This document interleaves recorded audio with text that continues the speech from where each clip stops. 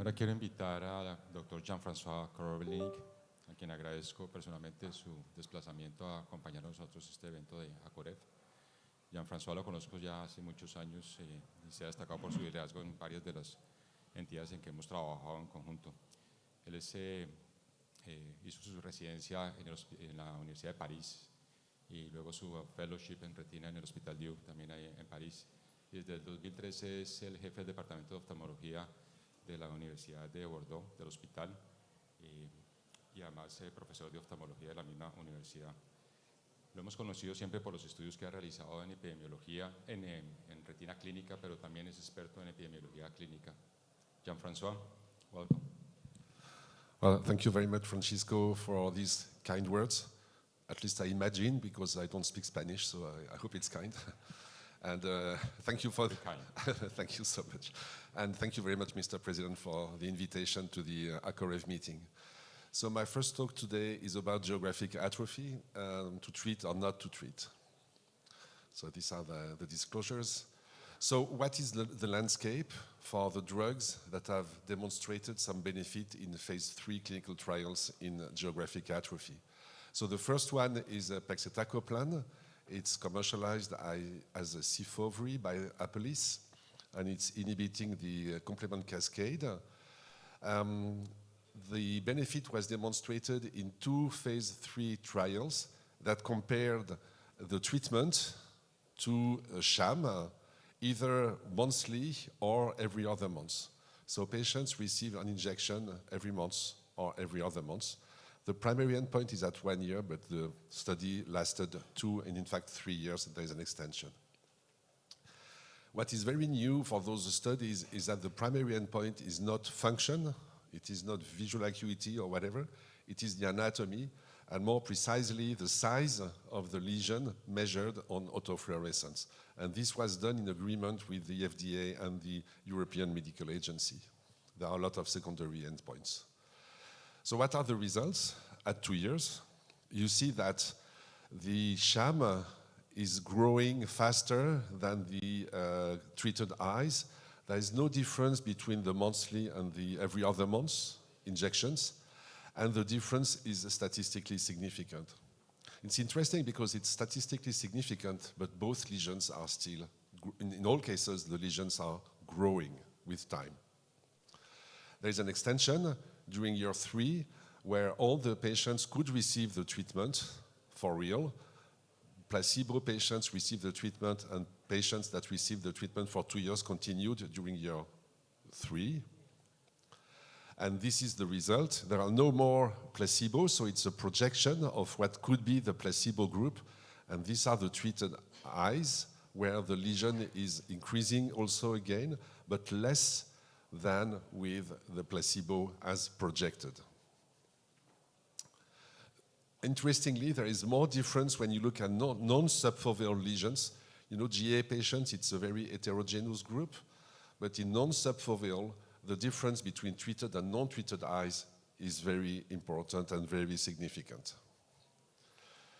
There are other ways to look at the anatomy of the results, but they are more, let's say, post-hoc analysis and not yet well established, looking at the death of photoreceptors and the death of pigment epithelium, not on autofluorescence, but using OCT and analysis using AI.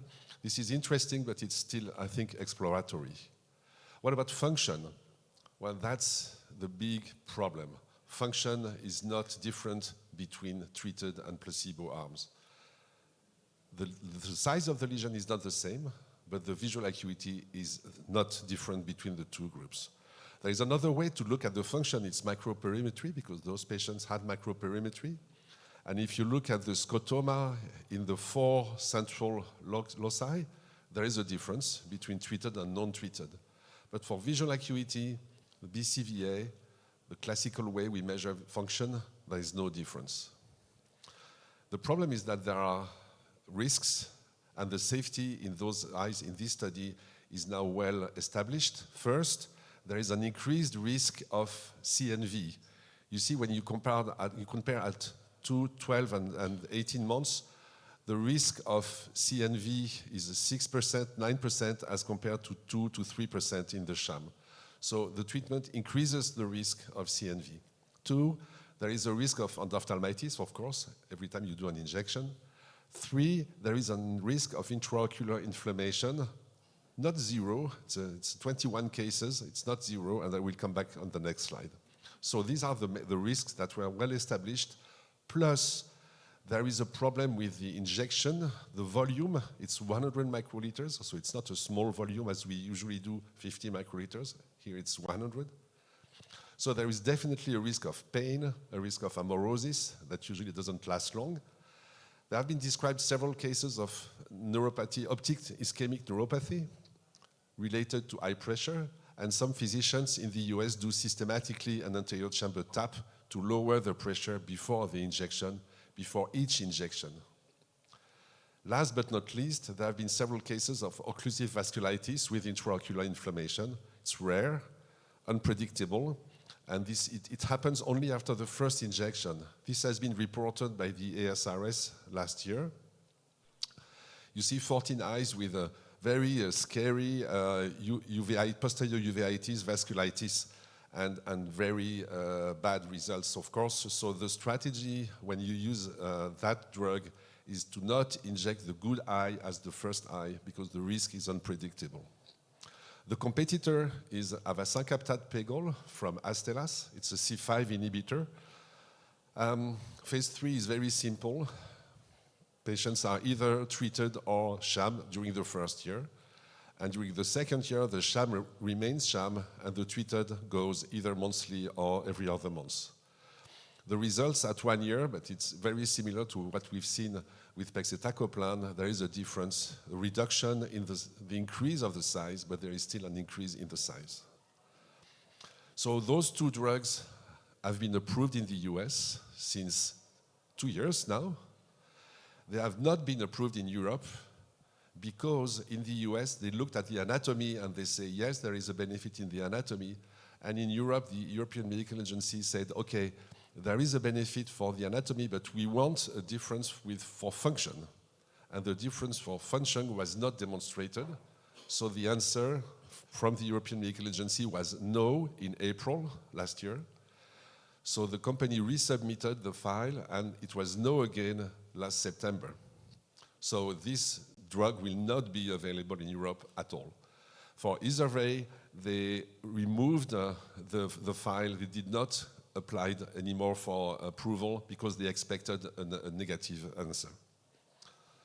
So just imagine that it is approved. I don't know if it is approved in your country, but I don't think so. It's only maybe in Australia. I think it is approved now, but is it covered? I don't know, not covered yet. So if you consider that those drugs are available, there is a list of questions and a list of problems that is very important to address. First, how to select the patients. You've seen that there is a lot of heterogeneity in the autofluorescence, in the phenotype of those patients. So do you look for hyperautofluorescence at the margin? How do you avoid late Stargardt patients? How do you avoid patients with quiescent MNV, because those cases are probably more exposed to develop CNV? Second, how do you convince the patients to remain treated forever? There is no treat and extend regimen here. It's monthly or bi-monthly forever. And it's very difficult. We've been involved in the studies. It's very difficult to maintain the patients because there is no biomarker. It's not glaucoma with pressure. It's not exudation with the OCT. There is no biomarker, no improvement. The lesions are getting larger for everybody. When you treat slower, and the injection of 100 microliters may be a challenge for the optic nerve head. And how do you monitor those patients? Do you need to do an OCT before each injection to detect MNV and exudation? And last but not least, will it be covered? At which price? And what about the cost of all around the drug itself, the procedure, et cetera, et cetera? So those questions, in my mind, are open questions. They are challenging. But what I can conclude is it's great to have two drugs that demonstrate some benefit in a GA, which was so far an orphan disease, but it is not simple at all in real life for those GA patients. Thank you for your time.